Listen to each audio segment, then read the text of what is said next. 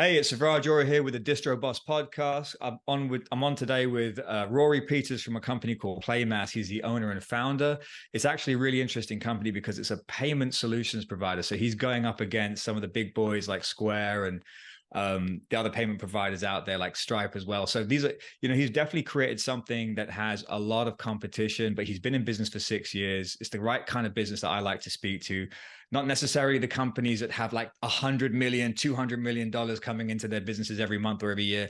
We're talking about the businesses that are kind of like, if it's a boxing match, this is round three. They've got past the first couple of rounds. They're on that trajectory to become super huge, but they can tell us about the problems, the trials, tribulations, the things that they're going through right now, where they're having to pivot and kind of like reorganize themselves to get through the challenges that they're currently going through. So Rory is also really interesting because he's actually come from the same sort of neighborhoods that I've come from in South London. I personally grew up in Croydon. I know Rory, I think you said that you grew up in Brixton, and definitely, I think, frequented the same haunts I did. And it's really interesting to see that you've gone ahead and actually created something in the tech space too, because listen, South London is not Silicon Valley. This is not something that's super common here. And specifically, by the way, and I didn't mention this, Playmas is a payment solution provider that's its niche market is actually the carnival space and the mass masquerade space. So it's like he's dealing with events with a very specific focus. And so this is really, really something I want to hear about. And I think a lot of people out there who are contemplating getting into these types of businesses or those kind of events, building software isn't always the first thing that, someone might think of. If I'm thinking Carnival, I'm thinking, can I make some kind of an offshoot event, a micro event to have within the Carnival or something? To think that I'm going to go ahead and build a software to provide, payment solutions is like really almost like a harebrained idea. So to have you demonstrate that it can be done is going to be super inspiring for some of the people that are listening. So Rory, please tell us what got you into it. Give us a bit of your background, and I can't wait to hear it. Yeah, no problem, man. Well, first of all, thanks for having me on the podcast. Really excited to be here.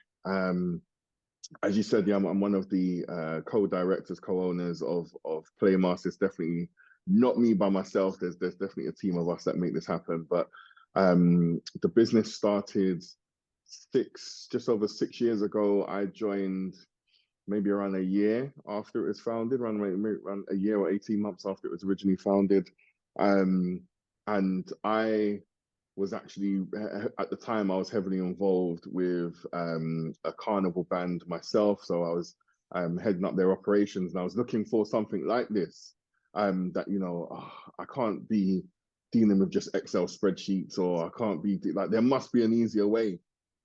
And so I found the solution. I was in Barbados at the time, and I saw these guys standing there with this product, and I was like, oh, this is pretty cool. And I had some conversations, and yeah, some months later, I ended up not only purchasing the product for the business that I was working with at the time, but also joining their team. And yeah, during the pandemic is when I took up my directorship and took co-ownership as well, because I think it's equity is a big thing for me, and I've always struggled where I've been contributing or giving your lifeblood to something that you don't have equity in. It hasn't always made sense to me. And so that was a big part of our strategy of working together. And now as a major part of the board, we're really trying to take the company to higher heights and higher strengths. And post pandemic, the company performance has been nothing short of astronomical. Actually, interesting, was originally called M Carnival Manager, and then we went for a bit of a rebrand during the pandemic. So, Playmas was kind of born out of, how can we make it a brand that kind of everyone can kind of associate with? How can we make it a brand that is a lot more fun and gives us a lot more flexibility in what we do and what kind of marketing we do? And so that's definitely been the output from that. We're doing all kinds of activations that we couldn't have done with our previous branding. So we can have a lot more fun with it, I would say, at this time.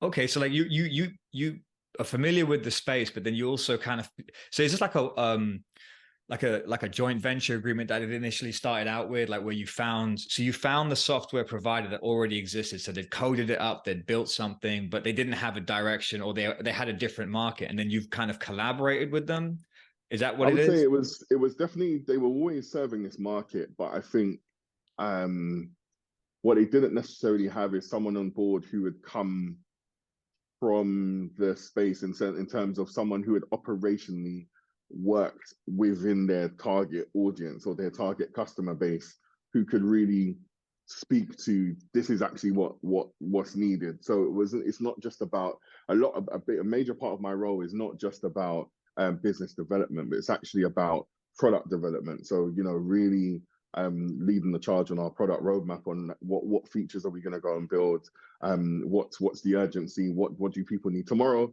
what can we build next year, what can we build in 3 years time, and really kind of looking at that strategic roadmap of product development. And you were saying earlier around the necessity to be able to code. I can't code for my life, but I understand the fundamentals of engineering and software engineering. And there's certain terms that I can use, and when I'm working with my engineering team, it's about understanding their world and how they work, and how to kind of translate what I want into their language so they can go and build it the way I need it to be built. And I think that's the skill set that I've had to develop over the past few years, of really starting to understand more, like how does a software developer think, and how do I need to kind of communicate in an effective way to get them to do what I need them to do first time. Because a lot of the times you give maybe like a scope of a feature, the feature's built, you get it, and you're like, no, actually that's not what I wanted this. And you can really cut down the time it takes to go through that process if you can really communicate clearly and concisely from step one.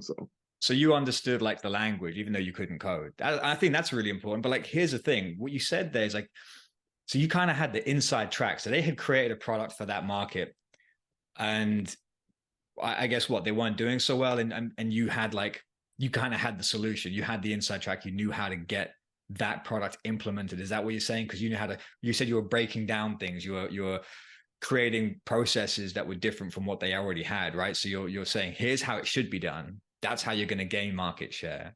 Let's do a deal. Let's partner. Let's make this happen in a way that's going to be actually useful for this world. And like what? So they just took you on. That's how that worked. Yeah, initially, honestly speaking, when I spoke to the sales guy they had at the time, like I remember saying to him, like, I'm gonna buy this product because it makes sense, but I definitely feel like I could sell this better than you. And it was probably a very arrogant thing to say, but I come from a sales background, so I've done sales pretty much all my life. So it really was Carnival's like my passion, and I had a 9 to 5 at the time, and I was doing okay, I was doing well. So this was really at the beginning, it was just a bit of a passion project. It wasn't necessarily about making income or making money. I never really thought I could live off it. It was just, it would be really cool to get involved with this. But These guys are Carnival's based on, yeah, go ahead, sorry. Carnival's tough to crack though. I've like, so I'm very familiar with Carnival. I'm a London born dude, so I know when Carnival comes around every single year, like it is a big deal. But to break into that market, you're dealing with a lot of like, and it's kind of like the Indian market when you're dealing with the Caribbean side, because there's a lot of barriers that you have to get. You can't just be a salesperson and just walk into that world and just say, hey, I've got this new thing. Do you want to buy it? There are so many barriers there, like roadblocks, because there's a whole trust thing. And a lot of the deals there are done on, based on like who you are, who you've been, your respect level. And it's not something that any guy could just pick up a phone and say, hey, I want to provide something for that world, because if you're not already vetted, essentially, like you're not going to get in. Is that like the kind of problem that they were having? Is that one of the things? Yeah, I think the first and foremost, most of the people who participate in Carnival, it's a side hustle. It's some sort of a side project. There's not many people who are based in the Carnival world full time. I think I'm probably one of a very small minority who actually earn their living from this thing. And so they're difficult to find, first and foremost. And then even once you found them, it's how do you get their time?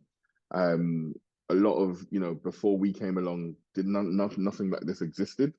And a lot of people are very comfortable doing things the way they've been doing it before. Of course, Carnival's been around for years and years and years. And of course, they have been able to make it successful without these technological tools, with pen and paper. I remember signing up for a carnival costume and going down to Trinidad in 2013, 2014, and to register I had to go to MoneyGram. So I'd like fill out some kind of basic online registration form, and then to pay I had to go to MoneyGram to send the money to them via MoneyGram. And then it took like maybe 6 weeks for them to even acknowledge my payment, and then I'd have to pay in cash when I got down there to pay off the rest of my costume. And I guess for context for those listening, for Carnival, I guess where the main kind of money generation is that there's lots of, in some cases, it could be hundreds, it could be thousands, it could be tens of thousands of people paying money to wear these elaborate costumes, and they effectively buy them to wear for this one day. And these costumes can range in cost from, maybe like $100 US up to, $2,000, $3,000 for the really super elaborate ones. And so, e-commerce wasn't really a thing before we came around. It just wasn't in this space. So it's lots of cash, it's lots of manual transactions, lots of manual processing, Excel spreadsheets, pen and paper, and all of these really scary things. So we've really helped to revolutionize digitization of the carnival space.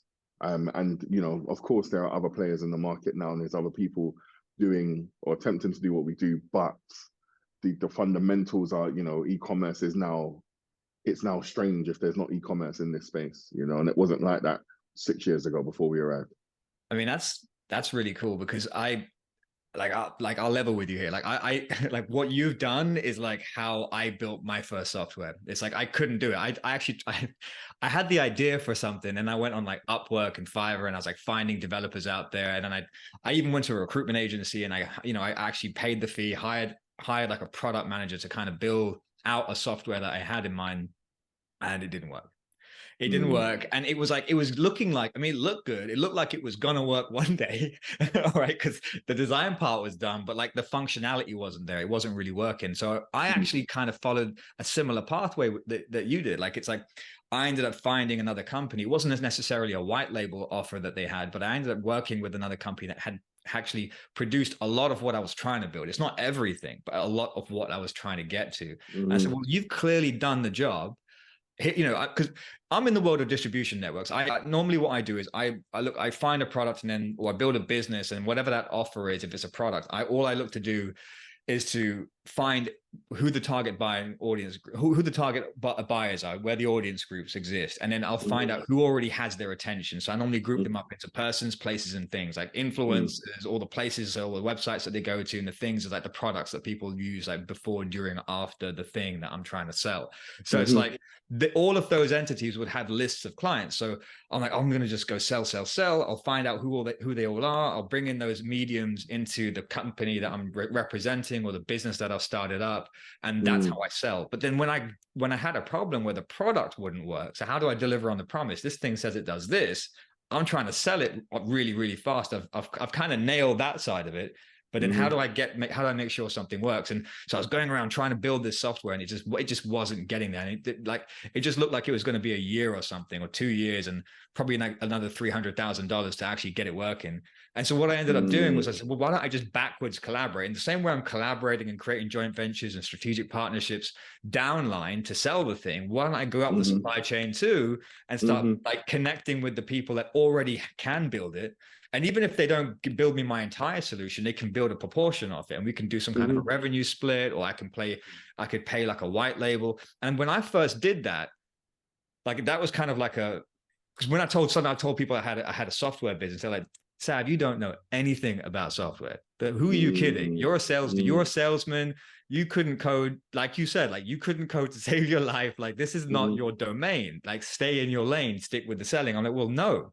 This does work now because of the way I've like navigated this supply chain. I've now got something that can actually deliver on the promise. And I feel like you've done that same thing, and you've done it successfully. That's really encouraging, because at least I know I'm on the right track too. So no, that's good to know. I think, success is an interesting barometer. For me, I've always had a passion about like having some sort of material impact on where, you know, I consider myself to be of the Caribbean, right? Born in the UK, but born to Caribbean born parents. And therefore, I've always had a deep rooted passion for having an impact back home. And that was always my thing. Like, and so this wasn't my first business venture. You know, before this, I used to export car parts for European vehicles to the Caribbean. I did that for a bit. I had like a concierge business that I had as well. So, you know, it's not my first foray into business and business that focuses on the Caribbean, but I think this has obviously been the first one that has really gone where it needed to go for it to be long-term sustainable. And yeah, that's just been my passion. And so I feel like I don't really feel like this is work. Like it doesn't feel like work to me. It Like, genuinely feels like enjoying my day to day of just living in my purpose, which is a really unique feeling, you know? so it's like a feel good thing. Like, do you think that like, and this is like, I think like one of those important topics because, you know, like a lot of people talk about, you know, how their backgrounds kind of motivated them to be in business, to stay in business, to make, you know, like there's lots of different reasons why people like stay motivated, right? Sometimes it's chasing the money. Sometimes it's like, I've got to do this for my family. I've got to do this for me. It's going to be like a legacy thing for me. Or maybe it's like, this is like an empowerment thing for me. But then there's also like other people that I've spoken to recently where they say, listen, I'm a person of color. This is a big deal. I'm going down a path that isn't generally tread upon by guys like me. And now I'm here, I'm fighting these kind of fish. Like, does that play into anything at all? Like, do you feel like I there think you've got this like higher sense of purpose to make sure that you succeed and stuff like that? Or is this just not, I'm business only? What, like, how does that play into it? I think for me, like my definition of success personally was always freedom. Like that was just my to be able to live life on my own terms. And I think that's ultimately the end goal for me is to consistently um achieve freedom for myself. So, you know, I'm a dad of three, and you know, I remember having to, you know, really struggle to try and balance work with quote unquote family life, right? You're at work, there's appointments, there's parents' evening, there's doctor's appointment, there's just being around, there's school run, there's things that kind of you want to get involved with, but unfortunately it's hard to balance. And then, you know, holiday time, you're having to ask permission to take time off to be a parent during holiday times, or maybe not, and you're trying to juggle working from home with having your kids. I've definitely done that a number of times, and it's not easy, right? And I remember the stress and the guilt and all of the emotions that come along with having to try and juggle those things. So now, you know, I'm in a position where actually I can do what I love, but make it so I get to do what I love around my children rather than my children having to work around me. And I think that's the part of the freedom that continues to drive me to make sure that this maintains its levels of success. I think that's one. And two, it's just seeing the impact. Like when you go, for example, I was in Canada in the summer, and you know, we'd helped one of our big clients out there. You know, they have, you know, I don't know, 3,000, 2,000 odd people who sign up for their products. And you know, when you're standing there and you're watching 3,000 people with smiles on their faces with the product that you've helped facilitate, and you just stand there and you're just, I was there with my business partner, and I was just like, this is crazy, man. Like it just gives you goosebumps to be able to watch your impact. And I think that's it's like a drug. Like when you see it and you feel it and you get that kind of your pores are racing and it's just crazy, man. And we continue to drive for that. And then, and you know, those are the good times, and there's other sides of it, you know, where things go wrong, right?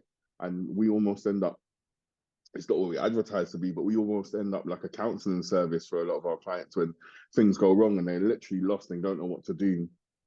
And so it extends very much beyond the software. The software is just the pillar or the facilitator of relationship, of the business relationship. But our relationships with our clients is you know, is very deep in a lot of the cases, you know, and those are the moments when you help someone come out of the trenches of a desperate situation where they literally had no one that was on their side. We've definitely shown up in those circumstances, Yeah, and your software is like providing the infrastructure. Like you're saying, yeah, this is how you can get your product to your end user, and this is how they're going to pay you and how you're going to receive payment, and we can do it in this kind of time. It's like absolutely, you're creating a like the yeah, that's the foundation for a lot. So once you're in, you become like irreplaceable at that point. Well, I mean, I guess it's a very sticky kind of software because once they've embedded you, now it's kind of hard to let go, right? But then also, you're also an authority in the place because you're dealing with all the other vendors, right? You're dealing with a lot of vendors. You're dealing with a lot yeah, of their customer groups, and so you have, I guess, the lay of the land. Like you have a deeper understanding of what they're going to be going up against, and especially if it's like someone new coming into Carnival this year, and you've just been doing it for the last 6 years, so you've got like a very, very, they might have like the looky-loo knowledge from the outside and having a few conversations here with a few other people, but once you're in as a software provider that's providing this kind of a service, I think that's, yeah, you're I guess the position of authority is definitely with you. So I guess if you're managing and nurturing those relationships, like I can see how that would be like you'd end up becoming the counselor, like you said, like becoming that person that people just go to. And so do you find like, I mean, do you ever want to add another price tag to that? Like, is it like, does your commercial brain turn on like, okay, so we have this consultancy thing, or is that like, no, this is the market's not ready for that. And I got to work in this capacity. We've got to provide that as like one of the benefits of working with us, as opposed to there's an additional consultancy fee for getting you up on your feet or something.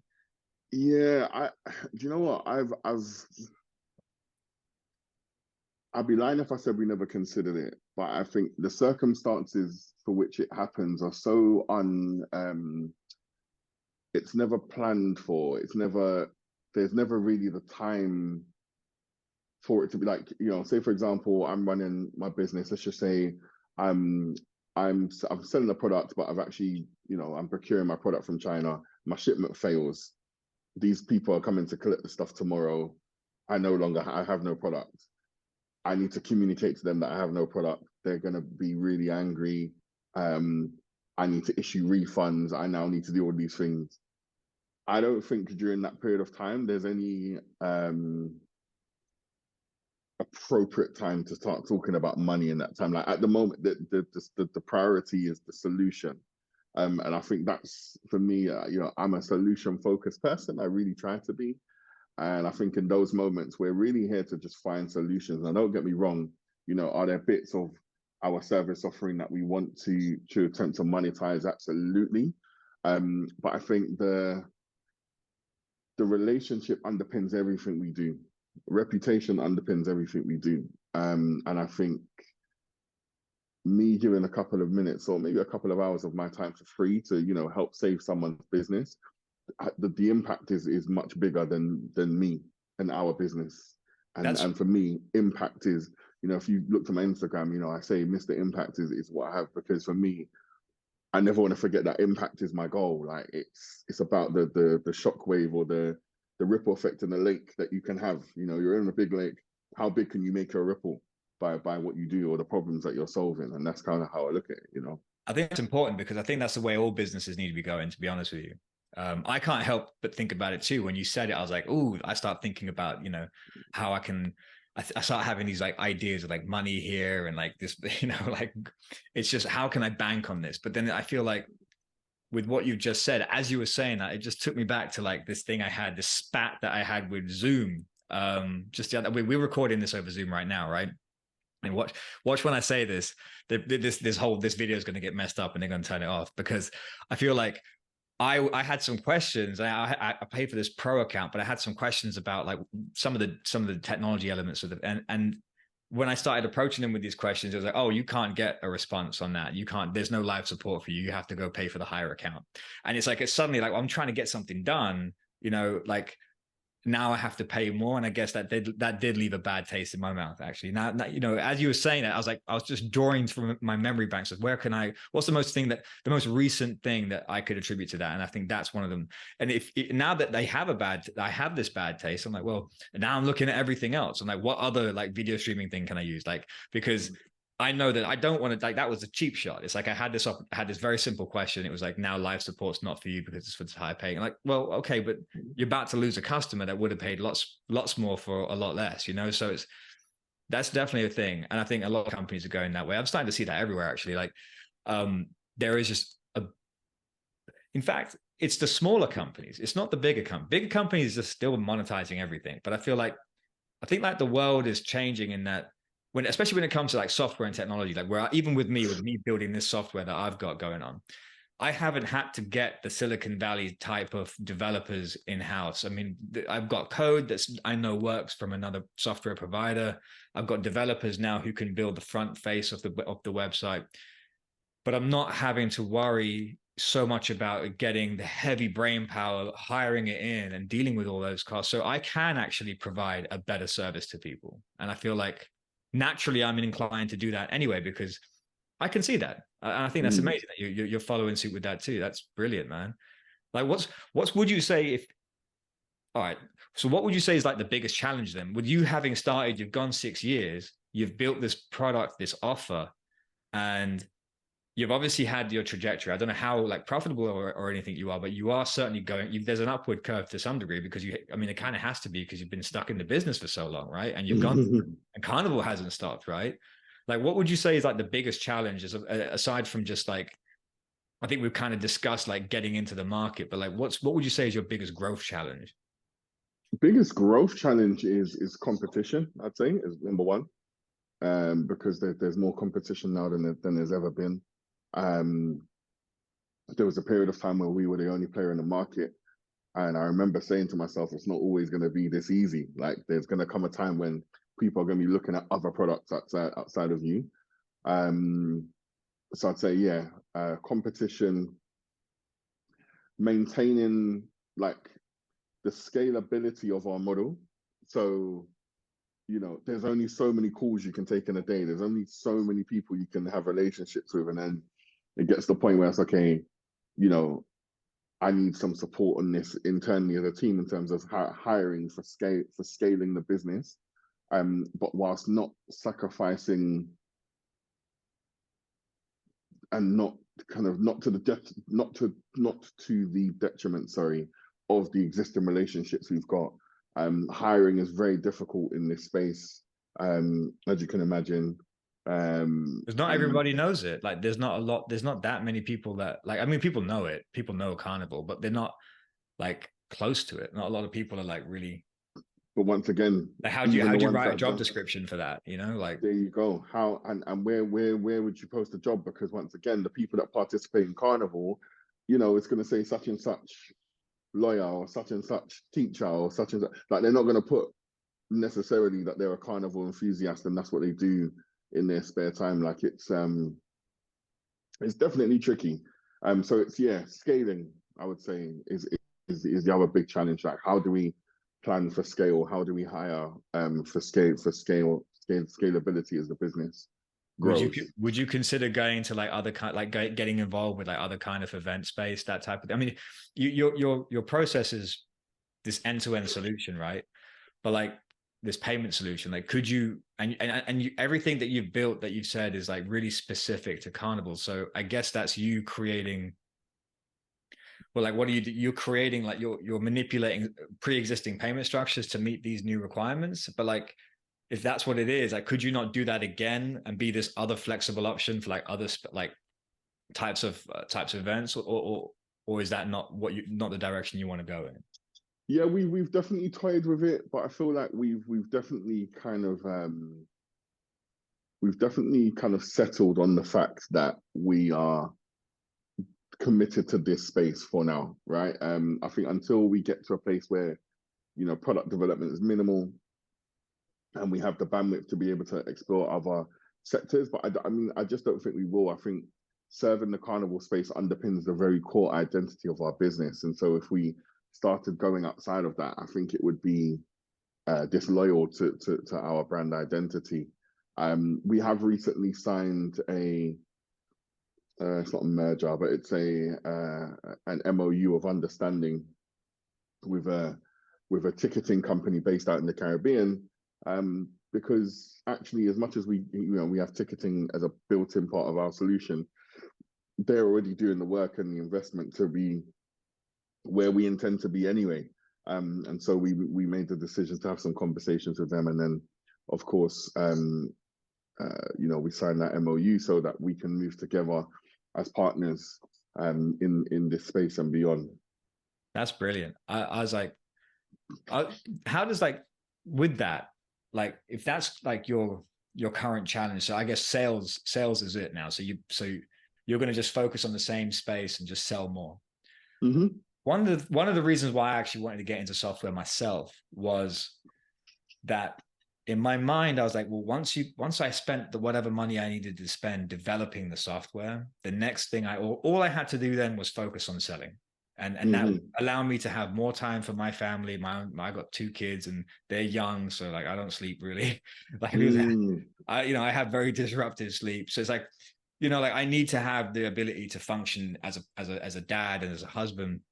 And the reason why I like software is because I could as soon as it was built, I could then pivot into sales, and then I could utilize the other tricks of the trade, as it were, in terms of how to get something sold. So I could tap into influencers, and I can only imagine Carnival is jam-packed full of very influential people. You said the lawyers, the doctors, but at the same time, there's a lot of people with a big voice that have a lot of audience that are ready to listen. How does that do you use I call these guys distribution partners, the persons, places, or things. In this case, it's the persons and it's the influencer. Do you ever use influencers to try and get your message out there faster? Have you considered that, or have you done it? We've definitely worked with influencers, and more so from a collaborative approach. So doing collaborative activations of them, and I think we'll work with them more and more as time goes on, and cash allows. But I think it's definitely a major part of the carnival industry, that influencer culture for sure. And though I don't necessarily agree with all of it, I can see where you can kind of leverage that to get to your end goal. Yeah. You got there's so many different ways to work with. You have these upfront payments, then you have the pay on performance side of it too. If you can build, do you have an affiliate platform built in? Is that something that you have? Yeah, so we do have an affiliate part of our platform, and the thing is, the demands of our clients consistently increases, right? What people want, and one of the biggest areas of contention at the moment is the amount of chargebacks or disputes that occur in this space. And how can we build tools to make it harder to be able to make one of these that's bad. Yeah, so if you were paying out tons of money for affiliates who brought in customers, and then there were all these chargebacks happening or something, how can you pay out? That's what I mean. You double dip, right? Because you have to pay the influencer regardless, because that's the agreement, and you've already paid for the production of these costumes, and you're being hit by the bank for a chargeback. So you've almost been double dipped, which is not okay. Unless I guess I think the only way around that is if you had an upfront fee for the platform, right? Then that would be something they could pay into, and then you could make money on that. They could earn money on it, and then but on the transactions, that couldn't happen, because what are you going to do? Claw back money from the influencer? Hey, that $100-$200 I paid you yesterday? Well, we need 70 of it back. That's not going to work. Exactly. It's not really going to happen. So it's tricky, man. It's honestly I enjoy being so deeply embedded in this space, and I enjoy being so deeply impactful in this space, and I really love talking and reasoning with people who are in this space to really understand what their problems are and genuinely help build things that help solve people's problems, not just building things we think is going to be cool.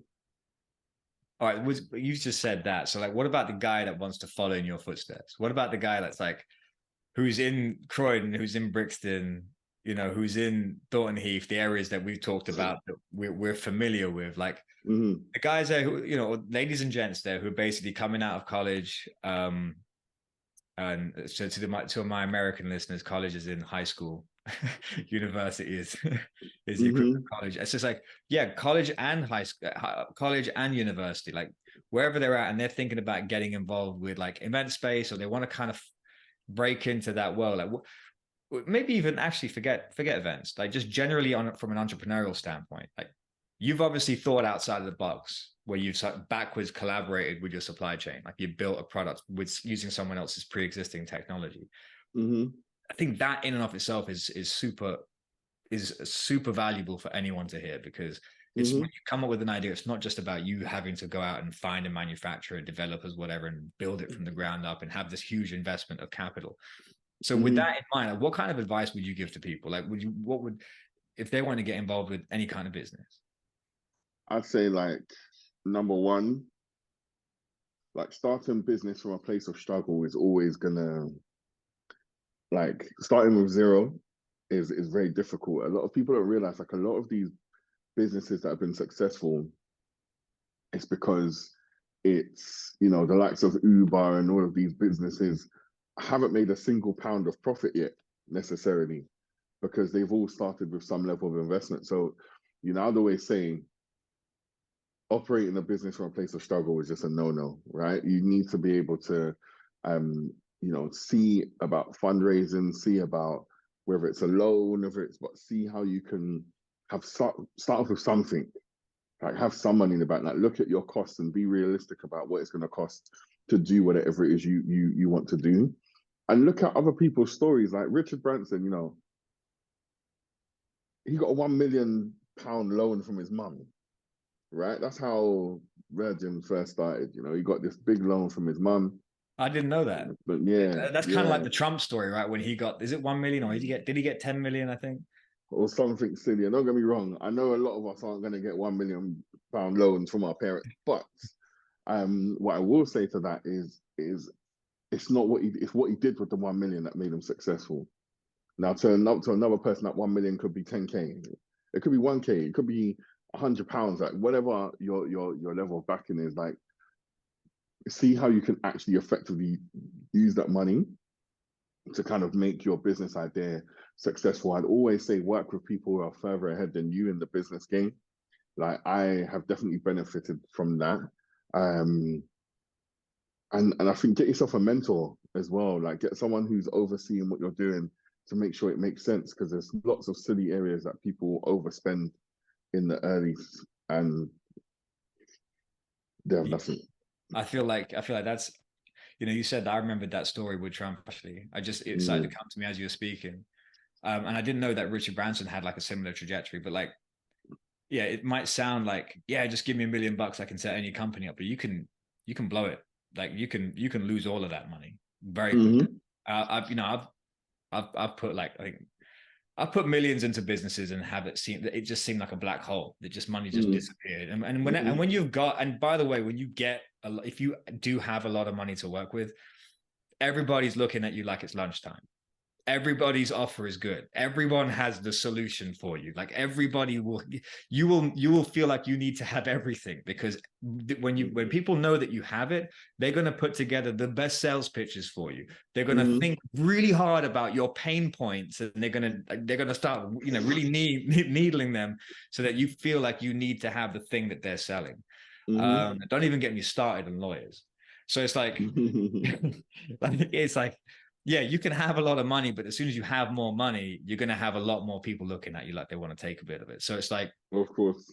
And it's like, when you've got $1 million, like, yeah, like you said, like, are you going to 10x it? Like, what are you going to do with it? I think, and this is what you reminded me of. It was like that story of like Trump, where he literally, I think it was, I can't remember if it was 10 million or if it was 1 million, but either way, he used that to get into 800 or something $million of debt. And it's like, what do you mean? And it's like, he used that to buy a plot of land. He then spent a bit of it to like, and I don't know if I'm paraphrasing. I don't know if this is I can't remember if this is exact. It was in his book, The Real Deal. And I read that like a decade ago, before he was like, when he was still like the Apprentice guy, when he was just a business personality, not when he was a president, right? When he was like just a cool real estate dude, right?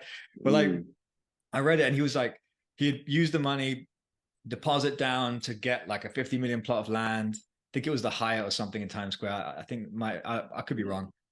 And once he'd done that, he spent another little bit of it to get an architect to put this big grand design together for what it could look like. And then he sold the whole thing off plan to investors. So then he ended up with like, deposits to the tune of, $400 and $800 million property or something. And then spent all of it, because it wasn't all the money, it was like a portion of the money, then spent most of that on the contractors to go ahead and build it. And I can't remember. It was something. Anyway, the point was that once he was right in the middle of all of that, he ended up being like 800 or something million in debt or something like that. And basically the point, there was a famous line where he walked past a homeless guy on the street and he gave him $1 or something, and his line was, that guy's 850 million and $1 richer than I am. You know what I mean? Like, I get it. Yeah. But then like, look, well, I mean, I can't just say look at him now because he's facing all kinds of stuff, but he did grow and he did like pretty much take over New York. And that's an example. And Richard Branson, look at him. Like he's going to space. He's got like the gut, like space, like he's like kind of like Elon Musk said he was going to the Mars. He said, well, I'm going to build one too. He's got that kind of like, I'll do it too then. Have you seen his like latest stuff about the cruise ships? Virgin Cruises. Yeah, I've seen Virgin Cruises. Yeah. Man, whatever he does, I want to go. Like I want to, and that's really impressive because that's the guy you're talking about who got a little bit, built it, chopped in. How many industries has that guy jumped in and out of? He even owned a bank at one point. I feel like there was a cola. Do you remember the cola? So it's like. Do you feel like you'd ever jump out and like build a whole different type of business? Like, is it going to just be Playmas, or do you think that you're going to diversify? I think my diversification will come off the back of like offshoots of what I'm doing with Playmas. Like I think it will always be Caribbean or Carnival related in some way, shape, or form. So I just see myself doing offshoots of businesses that use Playmas that is nucleus. That's kind of my immediate plan. Oh yeah. So, hang on. So you're saying like, you say the nucleus, or like, are you talking about the underpinning framework? So like other businesses that you collaborate with that feed into Playmas to kind of make it bigger, or just what you're come into contact with? Yeah, I remain open-minded. Sometimes you don't know what you don't know. You don't know what's coming up the road. And I have propositions all the time, and for the most part, it's like, yeah, that might be cool, but or yeah, that might be okay, but so cautious steps. Yeah. Cautious steps. Gotta be cautious. I remain ever open-minded. Ever open-minded, but yeah, definitely.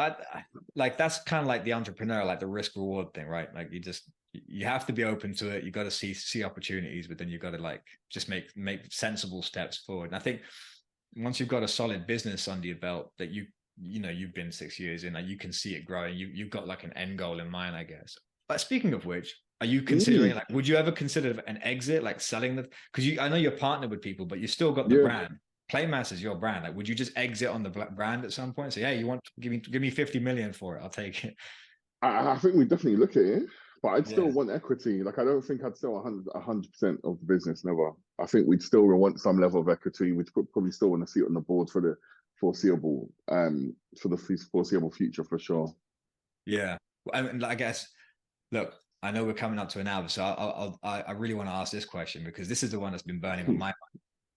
And it might not be people might not be thinking about this one, but like, okay, you back collaborated with, and you might not be able to say this because they might be watching, but you can message me after, like, but like real, like, would you ditch the provider of the technology you currently have and go ahead and start building it yourself and have developers come in as your money grows to have your own bespoke code built so that you can provide the same, if not better? Or would you continue with your partnership and grow that partnership more? Like, what would be your dream? Yeah, I mean, to be fair, the code is bespoke today, right? Like, the software engineering team, it's always bespoke code. I think it's important when you're working on any aspect of our businesses, whether you're in marketing or social media or anything, there's a lot of very heavy context required to be able to operate in this space. And it's for that reason that just not anyone can be in it. Got it. That's just what it is. Not anyone can be in it. You got to know it. You got to know the game to play it, right? 100%, 110%. All So, right. So if that's a definitely. takeaway for people, like become an expert in your industry. Yeah, like you just need to know your market, know your customer, know your target customer, like literally know them. Like what's their profile? Like where do they go to eat? Like what programs they watch? Where do they go on social media? What pages do they follow? Um, and all of these types of things. And there's loads of stuff we can do for sure. All right, brilliant, man. All right, dude. Thank you for coming on. I appreciate it. Now, I like to keep these things like under an hour so that we're, people. It's more digestible that way. I think what I'd like to do is I would like to like have another conversation with you, like in maybe 6 months to a year's time, kind of see the trajectory. Because I feel like Sure. that's one of the things I want to do. Because I think when people go back to watch these videos, like I said, I'm not trying to speak to the guys who've got like the $100 million business right off the bat, because all they can do is just give like, advice that, and some of the advice they give is, it's always sensible, right? Because it's curated advice, but it's always like, it's never really in tune with what's happening right now sometimes. Yeah. And if it is, Yeah. it's always from this like thousand yards in the sky. It's like, yeah, because you're insulated, you can make certain decisions like that. But where you are in your business, and you're pivoting and shuffling, and you're having to deal with all we didn't even speak about COVID and how that affected Carnival. Like matter of fact, before we close off, do tell, like, how did you survive COVID with a software platform that relies on the Carnival, on the actual event being active? Like, how we was had that? we just saw our bank balance going like this during the pandemic. It was tough, very tough time for this business. And I'm really pleased that we were able to survive and make it through. I know not everybody did. So yeah, I was very much, we were very badly affected and impacted actually. But yeah, we held in there. Was it just like battening down the hatches? Yeah, reduce costs, like Just any reduce costs, non-essential cost. It reduce. reminded me of, was it Apollo 13 when they're coming back to Earth and they need to make the re-entry and they have to shut down this computer, that thing, that non-essential item. Listen, we're gonna reduce your oxygen levels, we're gonna do this, that, the other. Like that's how it was. Like Oh my with that, God. let's look at every other area we could save money in, and that's what we run with. Wow. That's survival. That's survival. All right. So I'm going to speak to you in 6 months to a year, and then Yeah, we're gonna pick up from where we left off. Like, you survived COVID, you're back in business, you're moving in the right direction. Like, in 6 months and a year, let's like we're like accountability partners. Like, I'm going to reach out to you, you're going to reach out to me. How's your software going, Sav? How's your software going, Rory? exactly. Yeah, 110%. I think we could definitely speak again. And there's gonna be a big 6 months for us, So yeah, I'll be interested to give you the update for sure. All right, man. Good talking to you. Thank you so much for coming on. For everyone No else, worries, my pleasure. brilliant. Like and subscribe, everybody. Bye for now.